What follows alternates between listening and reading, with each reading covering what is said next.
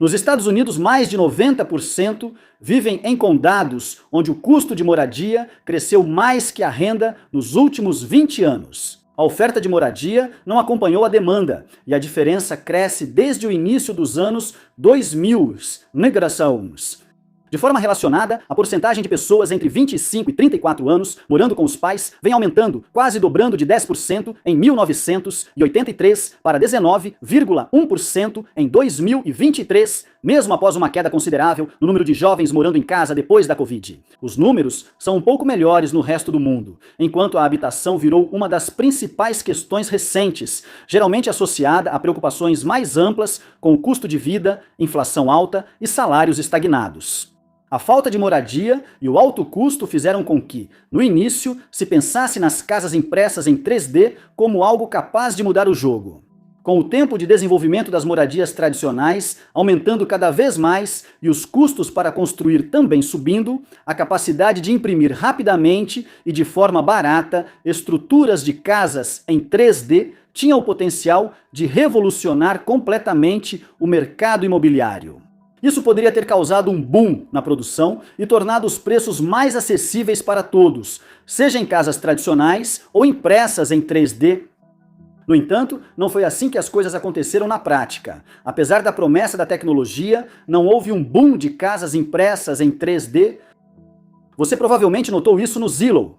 Em 2023, havia no máximo algumas dezenas de casas impressas em 3D, excluindo as construídas só para demonstração. E embora não exista um órgão global que acompanhe o número exato de casas impressas em 3D no mundo, as melhores estimativas que temos ainda colocam esse número em algum lugar na faixa de pouco mais de 100 a algumas centenas. Isso pouco mudaria o mercado imobiliário de uma cidade média, imagine de um país inteiro. Mas se construir casas usando tecnologia de impressão 3D é mais rápido e barato do que construí-las do jeito tradicional, e sim, provavelmente é, então por que a tecnologia como um todo está deixando a desejar? Para entender isso, precisamos primeiro compreender o processo de impressão 3D. Estou imprimindo algo agora em uma pequena impressora 3D Prusa. Como funciona a impressão 3D? A impressão 3D é o processo de construir um objeto tridimensional usando um projeto na forma de um modelo CAD, desenho assistido por computador, ou um modelo digital 3D. Materiais como plásticos, líquidos e pós são fundidos sob controle do computador, normalmente camada por camada. Esse processo pode levar de algumas horas a alguns dias, dependendo do objeto que está sendo criado e do tipo de impressora que está sendo usada. As vantagens da impressão 3D sobre a fabricação manual ou métodos tradicionais de produção são enormes. Uma das principais vantagens é criar objetos com geometria complexa, difíceis de fabricar em escala por outros métodos. A tecnologia também usa materiais com precisão. Por exemplo, se você precisa de uma estrela para um projeto de arte, sua primeira ideia pode ser cortar um pedaço de cortiça ou qualquer material com o qual você esteja trabalhando e transformá-lo em uma forma de estrela, obviamente. Mas o que acontece com o material excedente, aquilo que sobra depois que você corta a estrela? Bem, na maioria das vezes, você simplesmente joga no lixo, não é? Bem, quando se trata de impressão 3D, a impressora pode simplesmente criar uma forma de estrela com pouco ou nenhum desperdício de material. Com o avanço da tecnologia, é possível reduzir custos de mão de obra, manutenção, materiais e desperdício. Isso seria grande para qualquer setor, mas ainda mais para a construção de moradias, que exige muita mão de obra e tem alto desperdício. Se a construção de casas com impressão 3D decolasse, ela poderia não apenas, teoricamente, resolver o problema de oferta, mas também reduzir o custo de construção de uma casa em geral, basicamente atacando o problema do preço nos dois lados da equação. Além do básico já discutido, projetos de construção com impressão 3D têm desafios extras. Na construção com impressoras 3D, os materiais mais usados são concreto, cimento, cera, espuma e polímeros, produzidos fora ou no local, conforme a empresa e o equipamento. Ainda assim, isso é só para a estrutura básica da casa, sem incluir fiação elétrica ou outros acabamentos. O porão ou a fundação geralmente também precisam ser montados, ao menos parcialmente, no local. Mesmo assim, a impressão pode ser rápida. A empresa chinesa Wing Sung disse conseguir imprimir 10 casas em 24 horas cada uma custando cerca de US$ 5.000 antes da instalação de janelas, portas e outros itens. A afirmação foi contestada, mas outras empresas também dizem imprimir a estrutura básica de uma casa em um dia, apesar de alguns materiais exigirem mais tempo de secagem. Casas de argila impressas podem demorar semanas para secar totalmente.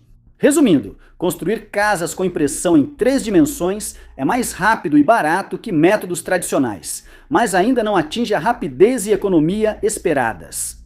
Isso ainda desconsidera o custo inicial de comprar uma impressora para fabricar componentes de casas. Também há questões técnicas complexas.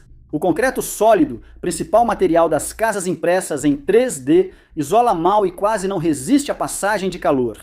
Pior ainda, o concreto age como ponte térmica, perdendo calor no inverno e absorvendo mais energia solar no verão. Os detalhes técnicos são um pouco complicados, mas basicamente não há como o concreto sozinho atingir os níveis de isolamento térmico necessários para atender aos códigos de construção modernos. Existem soluções. Você pode imprimir uma casca oca de concreto resistente para a parede e depois preenchê-la com isolamento, garantindo a resistência ao fluxo de calor exigida pelos códigos. Métodos como imprimir isolamento junto ao concreto ainda estão em fase inicial e não totalmente desenvolvidos. Então, esse é mais um pouco de tempo e custo extra necessário para viabilizar a construção de casas impressas em 3D. Também existem preocupações sobre os impactos ambientais. E o concreto convencional tem uma alta pegada de carbono, sendo que a produção de cimento já representa cerca de 8% de todas as emissões globais de CO2. Com regulamentações ambientais em vigor para desacelerar ou mitigar as mudanças climáticas e um grande grupo de pessoas profundamente preocupadas com o meio ambiente, um material com alta emissão de CO2, usado em uma tecnologia em desenvolvimento que ainda não amadureceu, acaba se tornando um alvo para regulamentação.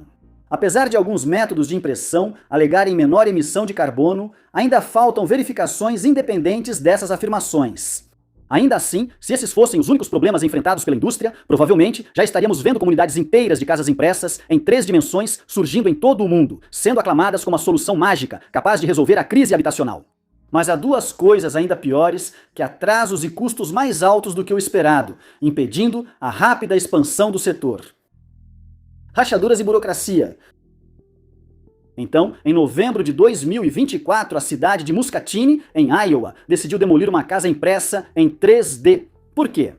Bem, ela não conseguiu atender aos padrões estruturais, que é uma forma sofisticada de dizer que o concreto usado na construção da casa estava rachando.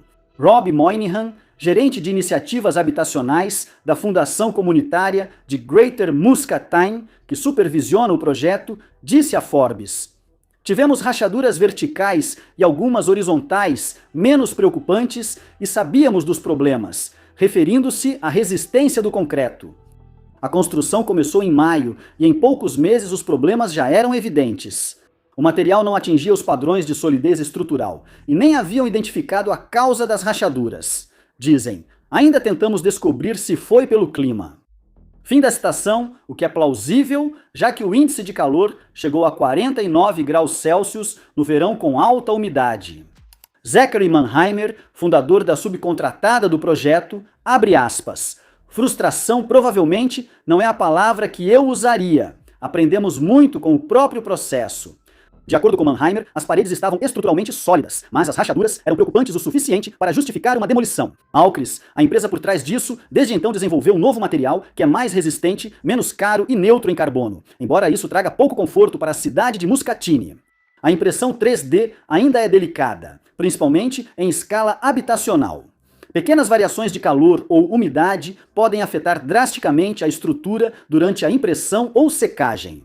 O mesmo se aplica a pequenas variações na composição do material que está sendo impresso. Em um dos primeiros projetos de impressão 3D na Arábia Saudita, os materiais eram mantidos em contêineres com ar-condicionado para evitar reações químicas causadas pelo calor. Alterar essas variáveis pode causar rachaduras futuras e será difícil identificar a causa. Agora, se é claro, isso significa que, sem avanços na composição do material e na sua resistência ao calor, à umidade e a pequenas variações na fabricação, a maneira mais confiável de construir casas impressas em 3D será em instalações fora do canteiro de obras. Isso significa que partes da construção precisarão ser levadas ao canteiro de obras, reduzindo a diferença de custo entre impressão 3D e construção tradicional. Para Muscatine, pequena cidade em Iowa, isso significa ficar para trás, vítima de um setor ainda instável. Alquist mudou-se para o Colorado sob a liderança do novo CEO, Patrick Callahan. Sobre o projeto em Iowa, o consultor Stephen Mansour afirmou: "Eu esperava que destruíssem a casa, pois na construção tradicional é assim. Para o setor, isso não é vexame. Vexame seria se alguém morasse nela." Fecha aspas. Apesar das rachaduras serem um problema sério, são questões técnicas solucionáveis. Há casas impressas em 3D que foram construídas sem esses problemas. Com mais experiência e conhecimento sobre as causas das rachaduras, poderemos criar sistemas ou materiais para evitá-las.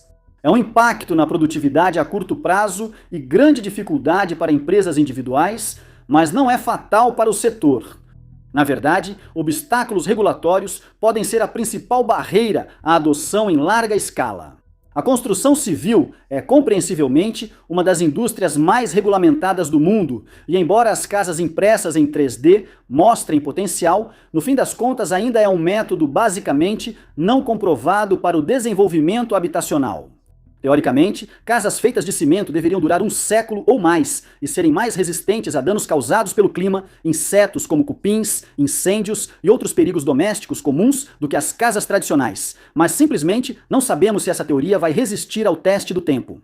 Diferente das casas tradicionais, onde podemos simplesmente apontar para uma casa de 150 anos e dizer: "Olha, ela tem 150 anos." Ainda não é possível fazer isso com estruturas 3D impressas, algo que não existia no século XIX. Casas impressas em 3D de menor qualidade podem apresentar rachaduras em poucos meses, mas também pode ser que até as de melhor qualidade mostrem sinais de deterioração em 20 anos, em 5 anos, talvez até em apenas 1 ano. Ainda não sabemos o que deixou órgãos reguladores cautelosos na aprovação de projetos habitacionais impressos em 3D e tornou-os vulneráveis a mudanças regulatórias de defensores da segurança e ambientalistas. Um dos principais motivos para as casas não serem construídas de forma tradicional, mesmo com alta demanda, é o sistema regulatório e de zoneamento local que desestimula novos projetos habitacionais. Ter uma nova maneira barata de construir casas, na verdade não traz benefício algum se o Conselho de Zoneamento Local está rejeitando todos os planos de desenvolvimento de qualquer forma. Mas, quero dizer, esse já é um outro problema. Ainda assim, apesar dos desafios, algumas empresas ousadas estão tentando fazer a tecnologia funcionar, apostando que os obstáculos técnicos do processo de impressão podem ser resolvidos, enquanto a proposta de eficiência de custo das casas impressas em 3D vai conquistar corações e mentes tanto dos órgãos regulatórios quanto dos conselhos de zoneamento. Só tem um problema: os projetos continuam fracassando. Cairo é uma pequena cidade em Fica em Illinois, não no Egito. No Egito é uma cidade enorme. É uma das mais ao sul do estado, mais próxima de Kentucky e Missouri do que de Chicago. Com uma população de menos de 2.000 habitantes e que vem diminuindo nas últimas décadas, Cairo parecia exatamente o tipo de lugar onde um empreendimento de casas impressas em 3D poderia prosperar. Enquanto as cidades também precisam urgentemente de moradia, o problema lá é mais uma questão de espaço e obstáculos regulatórios, não da disponibilidade de recursos necessários para construir em primeiro lugar. Cairo é o oposto. Sem recursos para um grande impulso habitacional e não sendo um local muito desejado, construir um bairro de casas impressas em 3D pode viabilizar projetos, melhorar a vida dos moradores e atrair novos habitantes para a cidade em declínio. A Prestige Project Management fechou um acordo com Cairo no final do verão de 2024 para construir 30 duplexes. Dias depois, as equipes chegaram prontas para começar a obra. O primeiro duplex foi celebrado como a primeira casa nova em quase 30 anos na cidade. Mais de 100 pessoas foram à cerimônia de início das obras, aplaudiram e o clima era de esperança. Segundo o prefeito Thomas Stimpson, esse projeto era apenas o começo. O senador estadual Dale Fowler, cujo distrito incluía alguns dos moradores mais pobres de Illinois, comemorou o início do projeto como avanço rumo à prosperidade dos residentes. Fowler, em particular, botou dinheiro de verdade no que defendia, literalmente. Sua organização sem fins lucrativos conseguiu uma doação de $40 mil para pagar pelo evento de início das obras. A impressão começou, e em um mês, as paredes do primeiro duplex estavam prontas e o trabalho interno iniciado. Então, o projeto parou repentinamente. Os proprietários depois culparam nosso velho amigo, as rachaduras, pelo atraso, alegando que precisavam checar a integridade estrutural da unidade. Prestige aguardou mais de um ano por um plano do fornecedor para resolver as rachaduras, mas nada foi apresentado. O tempo passou, ninguém se mudou para o duplex e a impressora foi discretamente transferida. Foi mais ou menos nessa época que os repórteres começaram a fazer perguntas. Descobriu-se que Prestígio, a empresa que construiria as casas, perdeu de forma bizarra um depósito de $590 mil em outra impressora e então cancelou o pedido. Talvez ainda mais preocupante, vários funcionários haviam deixado a Prestígio justamente na época do início das obras. O êxodo de funcionários coincidiu com um e-mail anônimo que circulava que dizia que a entrada da Prestígio na impressão 3D era só marketing e que a empresa teria cometido fraudes em outros projetos. E não eram só os repórteres que faziam perguntas. O FBI iniciou uma investigação sobre a Prestígio devido às suas atividades. Até agora, não houve prisões, mas isso prejudica a imagem da empresa e de seus donos. Jamie Hayes e Eric Bertus fundaram a Prestígio em 2021. Os escritórios ficavam em Harrisburg, outra cidade pequena de Illinois, a menos de 100 milhas de Cairo, mas com população de 8 mil bem maior. Era uma das 7 empresas que Hayes havia iniciado desde 2020, sendo 3 delas cofundadas com Bertus. Hayes financiou e Bertus cuidou das operações, formando juntos vários negócios: gestão de construção escolar, cercamento de fazendas solares e impressão 3D de casas geminadas para Cairo. Após receber conselhos de seu filho Josh sobre tendências na construção civil, Bertus entrou no ramo de impressão 3D em 2023.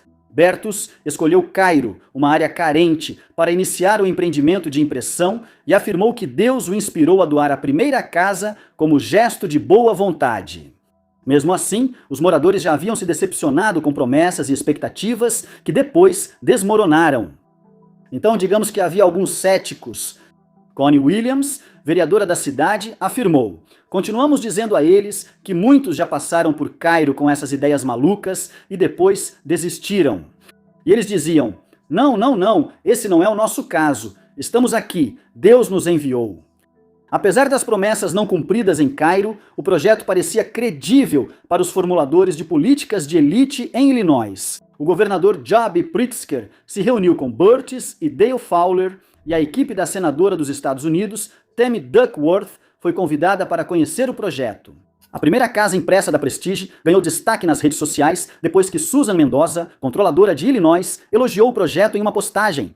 Porém, o apoio político, ou pelo menos o engajamento e uma cerimônia glamurosa de lançamento da pedra fundamental, desviavam a atenção de sérios problemas internos da Prestige. O que sugeria que a mais recente tentativa de revitalização de Cairo estava em terreno instável, mesmo antes das equipes de construção começarem a erguer o primeiro duplex. A Prestige obteve um empréstimo de $1,1 milhão para comprar uma impressora. Um empréstimo tão grande que um credor rural em Karnak, Illinois, precisou se associar a outro banco para superar o limite para um cliente.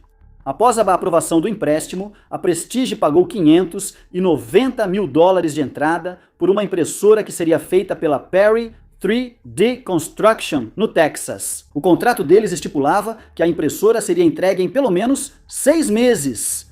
Mesmo cientes da incerteza sobre a entrega da impressora, Hayes e Bertus começaram a ficar impacientes. Prometeram a Cairo iniciar a construção na primavera, mas o cronograma de entrega ameaçava isso. Durante uma feira da indústria do concreto, Bertus conheceu uma equipe de uma empresa de impressoras 3D de Nova Jersey, que afirmou ter impressoras prontas para entrega imediata. Bertus e Hayes migraram rapidamente para uma nova empresa, avisando a Perry 3D que não usariam mais seus serviços e sugerindo que ficassem com $60 mil do pagamento. Perry, é claro, não fez isso e ficou com todo o depósito. Exatamente como qualquer empresa faria nessa situação. Afinal de contas, é um depósito. Isso foi em abril, pouco antes do prazo de entrega da impressora deles. A Prestige basicamente queimou mais de $500 mil. Felizmente, a empresa de Nova Jersey estava disposta a vender uma impressora para eles pelo $500 mil que ainda restava. Falando sobre o fiasco, Hayes disse o seguinte: se eu recebo 10 mil por um carro, digamos que eu pago 5 mil por um carro e não recupero meu dinheiro, mas posso comprar outro carro que faz exatamente a mesma coisa e só pago mais 5 mil, por que eu me importaria se consigo ir e voltar do trabalho? Trabalho. Agora, a promessa de iniciar a construção na primavera passou de incerta a impossível, pois nem a nova empresa entregaria a impressora antes de agosto. Lembre-se que todo esse empréstimo, as impressoras e os atrasos foram só para construir um único duplex. Em tese, depois de cobrir os custos iniciais de compra e entrega de uma impressora, as vantagens de construção mais rápida e materiais mais baratos começariam a trazer benefícios. Essa etapa inicial era só uma prova de conceito, não uma solução mágica para os problemas habitacionais do Cairo, e eles já enfrentavam dificuldades percebidas pelos líderes da cidade. Ao ser questionado sobre o financiamento para as 30 casas restantes acordadas, Prestige foi evasivo e não respondeu diretamente. Para esse projeto, uma solução seria solicitar créditos fiscais para a habitação. Essas solicitações podem levar anos para serem processadas e seriam um desafio para a Prestige conseguir aprovação, pois testavam uma nova tecnologia em uma comunidade rural. Estou pensando em colocar painéis solares no telhado de um prédio e acredite, o processo mesmo para isso é uma loucura. Mas é notável que eles nem sequer tentaram. Não há registro de que a Prestige tenha se inscrito em um desses programas. Bertis disse às autoridades do Cairo que eles próprios teriam que obter recursos para futuras obras. Se o Cairo tivesse esse dinheiro desde o início, já teria construído as moradias necessárias. A cidade e a Prestige acordaram que o Cairo venderia à empresa de impressão um terreno por $1. A Prestige construiria um duplex, administraria por 18 meses e depois devolveria a propriedade à cidade. O contrato previa construir mais 29 duplexes, mas não especificava o financiamento. Em 2025, um repórter investigou o projeto de moradias impressas em 3D do Cairo e tentou contatar Hayes, responsável financeiro da Prestige. Uma das primeiras coisas que ela pediu foi para ver a impressora em si, ao que Hayes concordou, revelando casualmente que a impressora, que teria o tamanho de uma pequena garagem se estivesse totalmente montada, estava armazenada no terreno dos fundos da casa de Hayes. Mas enquanto eles percorriam o terreno, passando por fileiras de carros, ficou claro que a impressora não estava em lugar nenhum, embora Hayes não parecesse particularmente incomodado com esse fato. "Eu não estou vendo." "Você vê?" ele disse, dando de ombros. Ela já esteve ali, mas depois foi levada para um lugar desconhecido. Esse momento estranho começou a mostrar quem eram Hayes e a Prestige, nomeada em referência à empresa que não fazia nada do filme Quase Irmãos. Hayes disse que processou a Perry 3D para reaver o depósito perdido de quase $600 mil, mas não deu detalhes e nem sabia onde o processo teria sido aberto. Porém, o processo realmente existia. A Prestige afirmou no processo que a Perry 3D a fez assinar um documento falso, não um contrato verdadeiro, e que esse documento não tinha a cláusula sobre a perda do depósito. O processo chegou a uma conclusão justamente na época em que a Perry 3D estava demitindo sua equipe nos Estados Unidos. Um juiz decidiu a favor da Prestige porque Perry não respondeu ao processo, mas afirmou: "Boa sorte tentando receber esse dinheiro." Hayes sabia que não recuperariam o depósito, mas ainda assim parecia animado, dizendo por mensagem: "Parece que processamos." Conseguir o dinheiro teria sido útil para a Prestige, já que pelo acordo de empréstimo, a empresa deve ao banco cerca de $13 mil mensais por 10 anos, totalizando cerca de $400 mil de juros sobre o empréstimo de $1.100.000. Claro, como a Prestige não tinha ganhado nenhum dinheiro com o projeto do Cairo, ela não conseguia fazer esses pagamentos sozinha. Em vez disso, Hayes estava cobrindo esses pagamentos a partir de uma de suas outras contas empresariais. Nada disso era culpa de Hayes, segundo ele. O contrato difícil da Perry 3D e sua postura de não se envolver o prejudicaram, mas ele queria cumprir o compromisso com o Cairo. Não acredita? Pergunte ao senador Dale Fowler. Ele os apoiou. Citação: Eu fico com o Fowler se tiver qualquer porra de coisa dando errado, disse Hayes. Daley Fowler disse que ser visto como uma força política por trás da Prestige foi novidade para ele e minimizou seu papel, dizendo que só incentivou de fora. Ele descreveu seu relacionamento com Hayes e Bertis como cordial, mas não realmente amigável. Essa é uma caracterização interessante, porque Dale Fowler, na verdade, fez bastante para impulsionar o projeto de impressão em 3D. O escritório de Fowler enviou materiais promocionais da Prestige para a Agência de Desenvolvimento Habitacional de Illinois e mencionou o projeto à Comissão Estadual de Pobreza logo após a obtenção do empréstimo para a impressora. O próprio Fowler guiou a controladora estadual Mendoza em visita, que incluiu Bertis e seu filho. Fowler facilitou a reunião entre o escritório da senadora Duckworth e a gestão da Prestige. Os moradores de Cairo associavam o senador estadual ao projeto. À medida que o trabalho começava a emperrar e os problemas iam se acumulando, os líderes locais procuravam Fowler para tirar dúvidas. Williams, membro do conselho, disse: "Quando tudo desmoronou, todos ligamos ao senador Fowler, pois foi ele quem os trouxe." No geral, isso era mais do que apenas torcer à distância, já que a Prestige foi a principal fonte de contribuições para a campanha de Fowler, excluindo comitês de ação política. A Prestige doou cerca de $22 mil para Dale Fowler entre maio de 2022 e agosto de 2024. A doação mais recente, de $6.500 americanos, ocorreu poucos dias antes da cerimônia de início das obras do primeiro duplex. Fowler dizia que Hazen e Bertis eram apenas conhecidos, mas aparentemente os conhecia há décadas. Ao ser questionado sobre a investigação do FBI, disse esperar que não tivessem cometido erros e que recebia críticas injustas por sua ligação com eles. Ele se comparou a Daniel, o herói do Antigo Testamento, que estava prestes a ser despedaçado por leões depois de ser jogado na cova deles. Mas, em vez disso, anjos desceram e fecharam as bocas dos leões, fazendo com que seus inimigos fossem mortos em seu lugar. O mandato de Fowler termina em janeiro e ele não quis se reeleger. Talvez tenha sido uma jogada inteligente, supostamente. Agora vamos falar sobre a investigação do FBI que mencionamos. Como dissemos, além dos repórteres, o FBI também investigava a Prestige.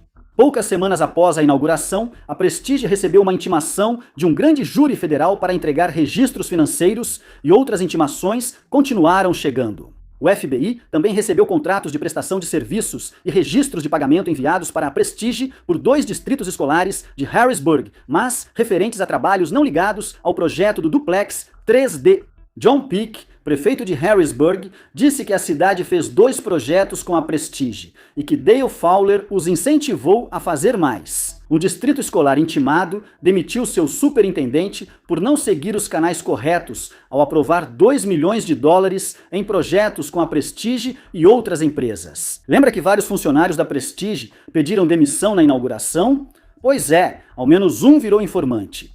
Buck Miller, contratado em parte para vender o plano de desenvolvimento às autoridades de Cairo, virou denunciante do FBI. Segundo Miller, ele foi enganado. Venderam-lhe o sonho de levar casas impressas em 3 dimensões, de forma rápida e barata, para uma área carente, apenas para ver esse sonho ser destruído sempre. Segundo ele, a Prestige nunca quis concluir o projeto. Pouco tempo depois da cerimônia de inauguração, houve uma enxurrada de e-mails de uma conta anônima enviados para empresas e órgãos do governo que tinham contratos com a Prestige, alegando que a empresa havia cometido fraude. Em determinado momento, Miller assumiu a autoria desses e-mails anônimos, mas depois voltou atrás e disse que não os havia enviado. Sem surpresa, isso se transformou em uma situação de um disse, o outro disse, com Hayes e Bertis culpando Miller e Miller, devolvendo a culpa para eles. Em relação à investigação, Bertis afirmou ter cooperado totalmente com o FBI, dizendo que a empresa havia entregue todos os registros que foram solicitados. Ele também mencionou que nunca foi entrevistado pelos investigadores, citando: "Se eu realmente estivesse com problemas, você não acha que já teriam me entregado uma acusação formal até agora?" Então, o que acontece com o duplex? Ele está abandonado. A impressora está parada há muito tempo, espalhada em pedaços por várias propriedades de Hayes. Segundo Hayes, o problema é um defeito na tinta de concreto da impressora. Eles aguardam a reposição da tinta pela Black Buffalo 3D, empresa de Nova Jersey da qual Hayes e Bertis compraram a impressora após a primeira tentativa falhar. A Black Buffalo prometeu trocar o concreto defeituoso e até buscar outro comprador para a impressora, caso a Prestige não a quisesse. As duas empresas também afirmaram que iriam trabalhar juntas para consertar as rachaduras no duplex, embora tenham feito questão de insistir que essas rachaduras eram em grande parte cosméticas e não estruturais. Eles enviaram um e-mail dizendo que voltariam a Cairo para consertar as rachaduras, mas isso não ocorreu. A Black Buffalo alegou falta de licença da prefeitura para autorizar o serviço. Essa foi basicamente uma desculpa sem sentido, porque não são necessárias licenças para o trabalho que estava sendo feito. A Black Buffalo vendeu apenas 2 impressoras nos Estados Unidos desde que foi fundada no final de 2020 e já entrou com pedido de falência. Embora equipes tenham sido vistas recentemente realizando trabalhos no único duplex que havia sido mais ou menos construído, muitas pessoas em Cairo se sentiram deixadas para trás e esquecidas. Isso não era novo para eles. Muitas iniciativas de desenvolvimento já passaram sem cumprir promessas, mas desta vez havia algo diferente. O procurador de Cairo afirmou: "Já vi muitos acordos falharem, mas sempre soubemos o motivo. Aqui não tivemos nada. Até hoje tenho mais perguntas do que respostas." Depois de anos tentando conter o declínio populacional e enfrentar a crise habitacional, Cairo exibe apenas um duplex vazio. Kenesha Mallory, que aguardava se mudar para aquele duplex ou para um dos outros que deveriam ser construídos, ficou esperando por uma casa que nunca chegou.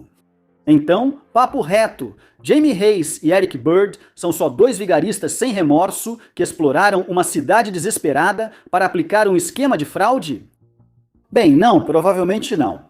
Apesar das dúvidas sobre suas práticas comerciais, o FBI não fez acusações criminais e repórteres não acharam provas concretas de ilegalidade. Isso não significa que a Prestige não tenha infringido a lei ou que não será indiciada, mas atribuo mais à incompetência do que à malícia criminosa, com as informações que temos até agora. A dupla não considerou totalmente a logística ao lançar o negócio de construção com impressão 3D, tornando isso um problema do Cairo. A tecnologia ainda é nova, é empolgante e evolui rápido. Isso pode atrair empreendedores que acreditam que, ao entrar antes da popularização da impressão 3D, poderão lucrar muito quando o setor crescer. Isso ocorre em cidades como Cairo e Muscatine, Iowa, que poderiam se beneficiar de moradias de baixo custo. As vantagens são reais. Como as empresas envolvidas não pensaram direito ou desconheciam os desafios da impressão 3D, essas cidades ficaram desamparadas. Isso é uma pena, pois já houve sucesso. Uma casa de 2 andares impressa em 3D foi finalizada no Japão no início do ano passado. O Japão, conhecido por seus terremotos frequentes e intensos, tem padrões de segurança rigorosos quando se trata de residências. Todas as casas e todos os edifícios em geral devem ter resistência suficiente a terremotos para serem utilizados. A casa, inspirada no design de cavernas naturais, foi aprovada pelos órgãos reguladores do Japão, que estão entre os mais rigorosos do mundo, embora eu não saiba se gostaria de viver em uma caverna. O Japão possui alguns dos requisitos sísmicos mais rigorosos do mundo. A conclusão de uma casa de concreto armado, impressa em 3D de 2 andares aprovada pelo governo, mostra que a impressão 3D na construção já atende projetos que exigem precisão estrutural e qualidade constante, até em áreas sísmicas. Citação de Henrik Lone Nielsen, fundador e gerente-geral da Cobalt International, importante empresa de impressoras 3D. O fato de a casa ter 2 andares representou um grande avanço tecnológico, pois antes as casas ficavam restritas a um único andar, como o duplex no Cairo. Construir casas de 2 ou mais andares amplia o potencial da tecnologia, permitindo acomodar mais pessoas em um prédio e tornando as casas mais atraentes para famílias em busca de um novo lar. Embora fracassos de grande destaque, como o projeto do Cairo, tenham deixado as pessoas desconfiadas em relação a empreendimentos de impressão 3D, a tecnologia ainda tem muito potencial. Ela pode ajudar a resolver nossa crise de oferta de moradias. Ela tem o potencial de reduzir as emissões de CO2, se for utilizada de forma inteligente. Também pode levar a um boom na construção, não só de casas, mas de qualquer tipo de estrutura. Casas construídas dessa forma provavelmente vão durar 100 anos e serão muito mais duráveis, resistentes a mofo e a insetos do que as casas tradicionais de madeira. A tecnologia já está aqui, a demanda já existe, só precisamos decidir que queremos construir dessa forma e planejar corretamente a logística para isso. Obrigado por assistir.